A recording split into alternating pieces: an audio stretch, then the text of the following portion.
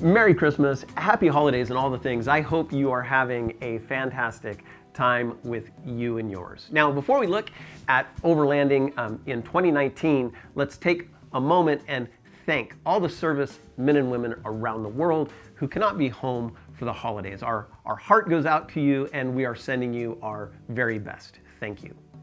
Now, let's take a look back and shake up some of the notions of overland travel before we talk about overlanding in 2019. And first of all, did you know that the term overlanding started right here in North America? A lot of folks, they say, hey, you got to go to Africa, you got to go to Australia to be overlanding. But you know, that's not really the important part about overlanding. Now let's tell a little holiday tale. Did you know that in December of 1861, Christmas letters and packages were being transported east to west on the Overland Trail? That's right, the Overland Trail here in the U.S. by Ben Halliday. His Overland Stage Company was awarded the postal contract of the day. Now get this. A few years later, in 1912, Willys Overland Motor Company put the first wheels in motion to deliver a series of overland motor cars, which eventually became Jeep and led to some of the larger packages you might have under your tree right now.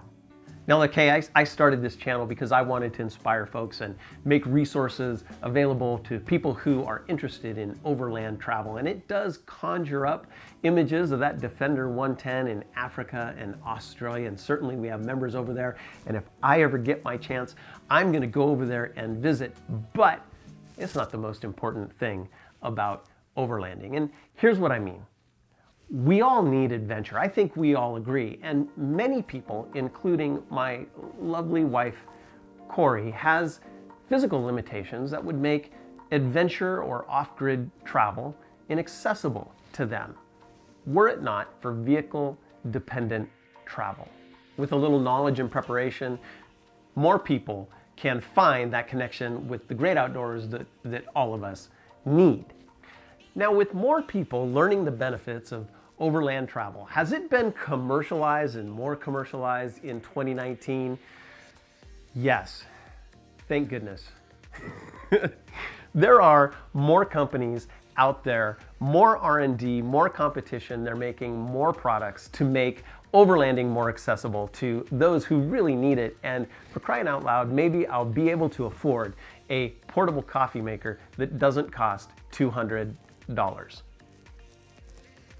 We all come back from that connection with the great outdoors, maybe a bit of solitude, more prepared to successfully tackle the obstacles that we all face now and going into the new year.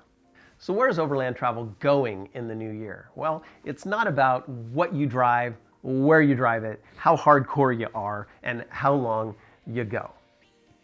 Sure, my style of overlanding looks a little bit like this, and I like getting off the grid, and I like a bit of challenge every once in a while, but it can also look like this and like this. As long as you are prepared, you are safe, you are responsible, and you leave those trails and your destinations a little better than you found it, you get to define what overlanding is for you. It's all about healthier, happier humans and cleaner trails. That's what it's really all about. Hey, now we can't conclude 2019 without giving a very special thanks to the thousands of men and women in the overland community that have removed literally tons and tons of garbage from our sacred, special public places. Huge shout out. Just one event in the Joshua BLM land removed over 30,000 pounds of garbage. So literally tons in 2019, and we're going to be doing more in the coming year. together as a community, we do leave the world just a little bit better than we found it. That's the goal. If you're so inclined, I put a link in the description to a quick read. It's a research project about the benefits of being outdoors, which is really at the core of overlanding and making a real difference in your life, just as it did for me. So what are the important things about overland travel?